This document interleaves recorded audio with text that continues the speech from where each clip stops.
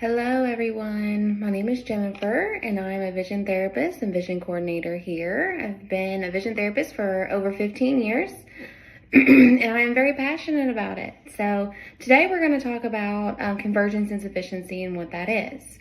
Convergence insufficiency is something that's very common in kids struggling in school, but it's something that's very, a lot of times is overlooked because it's something that is not the first thing that teachers or anyone will kind of go to because they don't really know a whole lot about convergence insufficiency.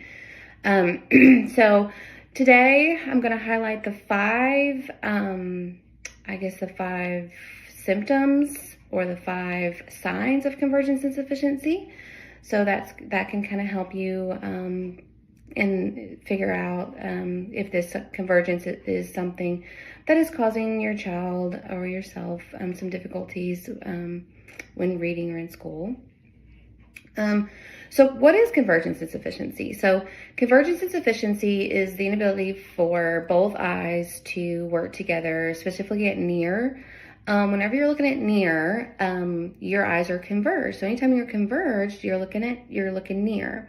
And then we say, okay, now point, move, and track your eyes together at near. Well, sometimes if the convergence is not there, your eyes are fighting, then that's going to cause some blur vision, mocking like double vision, difficulty tracking. So those are kind of some things that, that's kind of what convergence insufficiency is.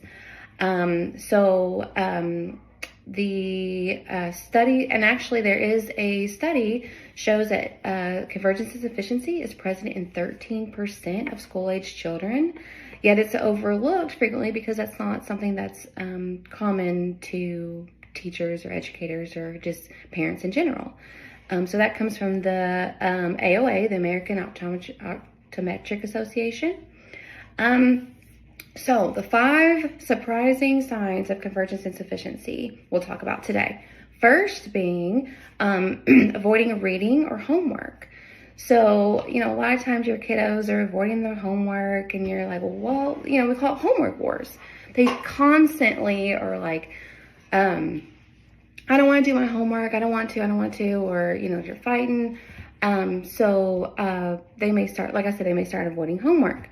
So, and it's because it's uncomfortable. And I tell parents in my consults all the time, they don't know how to express why they don't like to read. They just don't like to. So the first thing kids do is they shut down and avoid, because they don't really have the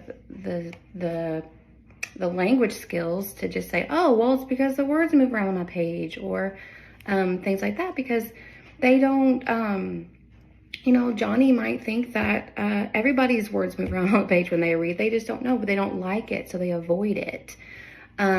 So some child may complain of like I said, double vision, blur vision.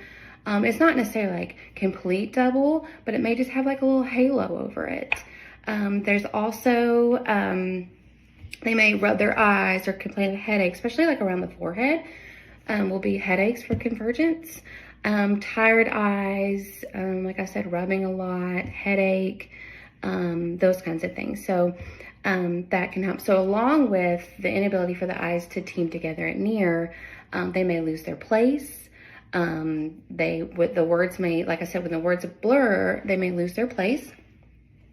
Skip over words, skip lines, and just have to reread. So a lot of times when they're trying to read, and they'll lose comprehension because they're trying to just keep the words on the page, not blur, or so a lot of times the convergence or the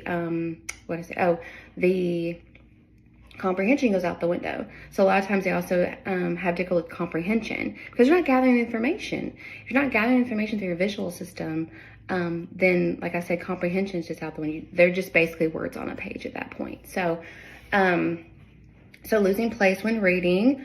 They may have a short attention span when tasked. So they might fidget or, want breaks, or, they may say like they're good. Like I tell patients and parents all the time with convergence insufficiency, your child's good for a couple pages, not a couple chapters. right? So a couple pages in, they're done. They're watering their eye, their eyes are watering, they're rubbing their eyes, they're complaining about headaches. And a lot of times with the younger kids, and I even see this with my own daughter sometimes, it's like they're asking me what's for dinner or fidgeting with their shoe. And it's not because they have a hard time paying attention. It's just like, again, that avoidance. They don't like to do it. So they're gonna try to do something else. Like, I want to divert the attention somewhere else with that. So some insight, like behaviors sometimes may mock ADHD, but it's actually could be just the visual discomfort with that. So like in school, if Johnny's not able to, if he's not able to gather the information, he's talking to his buddy, right? And he's talking to his buddy, and then all of a sudden it's a problem. He has a short attention span, but it's just that avoidance.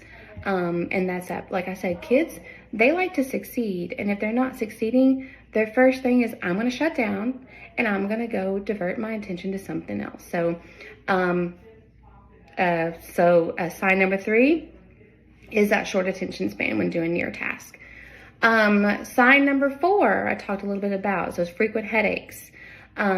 Especially after school, after they've been reading for a little bit, and even sometimes when they're on their tablets or their devices, because that is a near task. And so, even if they like to do these things, even if they like to be on their tablets or like to read, it's that convergence, that near, and that's when they may complain about those headaches. And like I said before, the headaches are usually like right around like in their forehead or behind their eyes, just from that eye strain.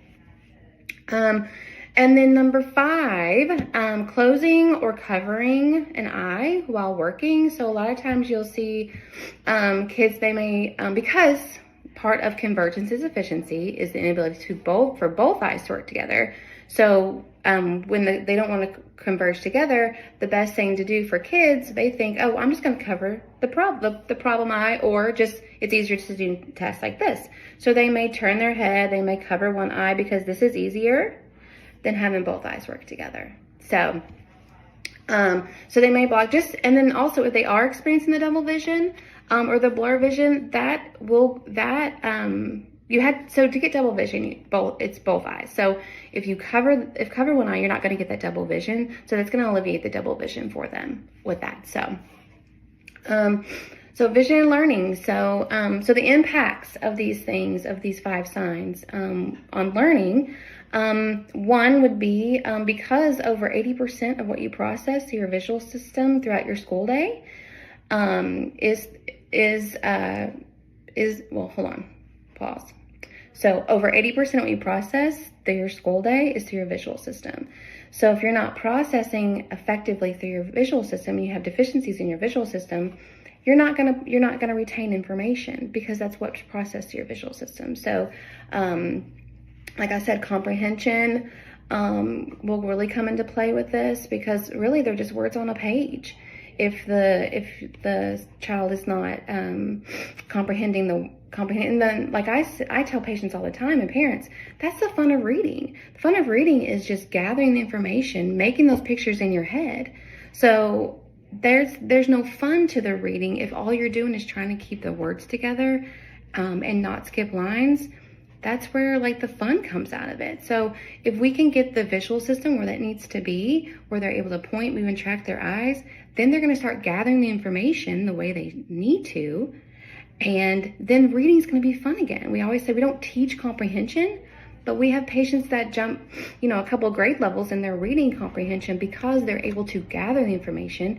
And we've really worked on the source of their problems, which is the visual efficiency with the convergence, and then a lot of other visual deficiencies that we also work with that. So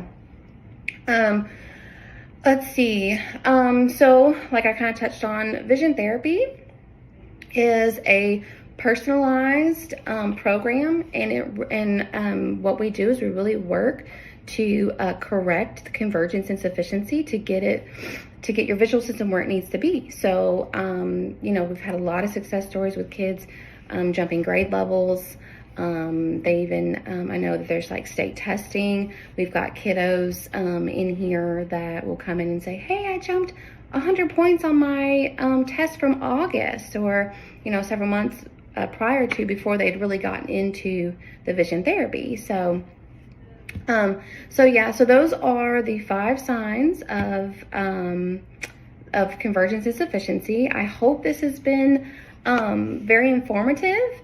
Feel free to contact us if you have more questions. I'd love to talk to you about what convergence insufficiency, and then also just vision therapy in general. You know, I always joke, like, literally, like, I could talk about vision therapy all day. But that's just what I'm passionate about, and I really feel like, and I believe in it. So yeah, just, if you have any questions or concerns, just, you know, I'm here to answer any of them. So, yeah, so I really encourage you to give us a call and set up an appointment with Dr. Graby and just get assessed if you really feel like some of these things have kind of hit home for you today. So, so great. Yeah. So like I said, if you have any questions for me, just let me know and I'll be more than happy to answer.